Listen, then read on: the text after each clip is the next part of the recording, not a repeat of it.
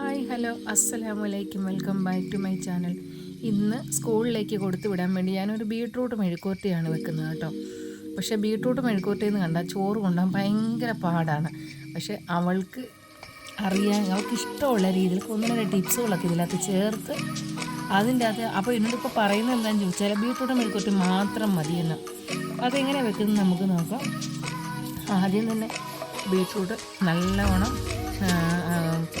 തോലൊക്കെ കളഞ്ഞ് അരിഞ്ഞെടുത്തിട്ട് കുറച്ച് പച്ചമുളക്, കരിയാപ്പില, ചുമന്നുള്ളി ഇതെല്ലാം കൂടെ നമ്മൾ അരിഞ്ഞ് സെറ്റാക്കി വെച്ചിട്ടുണ്ട്. നമ്മൾ എല്ലാവരും ഈ ചുമന്നുള്ളിയും പച്ചമുളകും കരിയാപ്പില എല്ലാം ഉപയോഗിക്കണം. ചിലവർ പച്ചമുളകിന് പകരം വത്തലമുളക് ചേർക്കും. കടുക് താളിക്കുമ്പോൾ തന്നെ കൂട്ടിക്ക് നമ്മൾ ആദ്യം കടുകാണല്ലോ താളിക്കുന്നത്, അപ്പം തന്നെ വത്തലമുളക് ഇടുന്നവരുണ്ട്. പക്ഷേ ഞാനിടുന്ന പച്ചമുളകാണ്. അപ്പോൾ നമ്മുടെ ചട്ടിയൊക്കെ ചൂടായിട്ടുണ്ട്. ഞാൻ എണ്ണ ഒഴിച്ചായിരുന്നു. എണ്ണ ശകലം കൈ ഒന്ന് തട്ടി കൂടുതലായിട്ട് കടുക് പൊട്ടിച്ചു. അതിനുശേഷം നമ്മൾ അരിഞ്ഞു വെച്ചിരിക്കുന്ന ബീട്രൂട്ടും പച്ചമുളകും ചുമന്നുള്ളിയും കരിയാപ്പില എല്ലാം ഇട്ട് ഉപ്പും ആവശ്യത്തിന് ഇട്ട് കൊടുത്തിട്ട് നല്ലോണം ഒന്ന് ഇളക്കിയിട്ടുണ്ട്. ഈ എണ്ണയാണ് ഇതിൻ്റെ അകത്ത് തെളിഞ്ഞ് കിടക്കുന്നത്. എന്നു വെച്ചാൽ നമ്മൾ എണ്ണ ഒഴിച്ചിട്ട് ശകലം കൂടിപ്പോയി.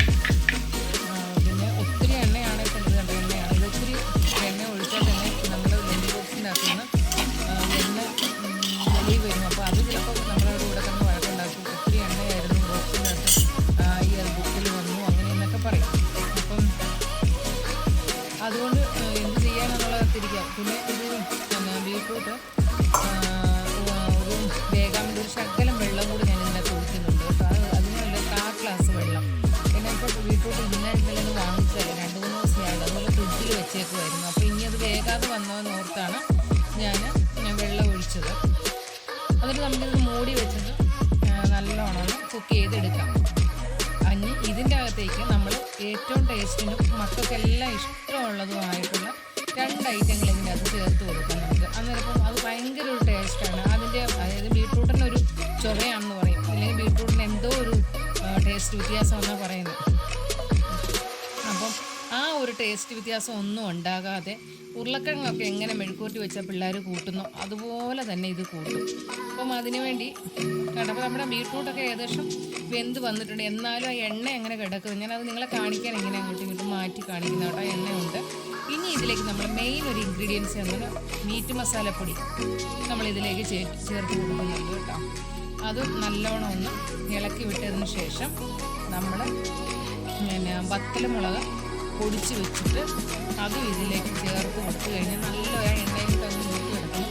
നല്ലൊരു ഫ്ലേവറാണ്, അത് നല്ലൊരു മണം. അത് ഉണ്ടെങ്കിൽ മക്കൾക്ക് അത് മതി. പിന്നെ ഈ മീറ്റ് മസാലപ്പൊടിയുടെയും ഇട്ട് നമ്മൾ ഉരുളക്കിഴങ്ങ് ഏത് രൂപത്തിൽ കാട്ടി വെച്ചാലും പിള്ളേർക്ക് ഇഷ്ടമില്ല. അപ്പോൾ അതുകൊണ്ട് അതേ ഒരു മണത്തോടെ തന്നെ ഈ ബീട്രൂട്ടും കഴിക്കും. ഒട്ടും മിച്ചം വെച്ച് തരാം. പിന്നെ നമുക്ക് ടെൻഷൻ അടിക്കുകയും വേണ്ട, മിച്ചം കൊണ്ടുവന്നു ഇല്ല ചോറുണ്ടില്ല എന്നുള്ളത്. ഞാൻ ഈ എണ്ണയൊന്ന് വറ്റിച്ചെടുക്കാനാകുന്ന വയറ്റി നോക്കി, പക്ഷെ നടക്കുന്നില്ല. അപ്പോൾ ഇനി എൻ്റെ സമയവും പോകുന്നുണ്ട്, വണ്ടി വരാറായി. കുറച്ചുകൂടെ ഞാൻ വത്തലമുളക് പൊടിയൊക്കെ ഒന്ന് ഇട്ട് നോക്കി, ഒരു രക്ഷയുമില്ല. അപ്പം ഇത്രേ ഉള്ളൂ ഈ വീഡിയോ. നിങ്ങൾക്ക് ഈ റെസിപ്പി ഇഷ്ടപ്പെട്ടാൽ നിങ്ങൾ ലൈക്ക് ചെയ്യാനും ഷെയർ ചെയ്യാനും സബ്സ്ക്രൈബ് ചെയ്യാനും മറക്കല്ലേ.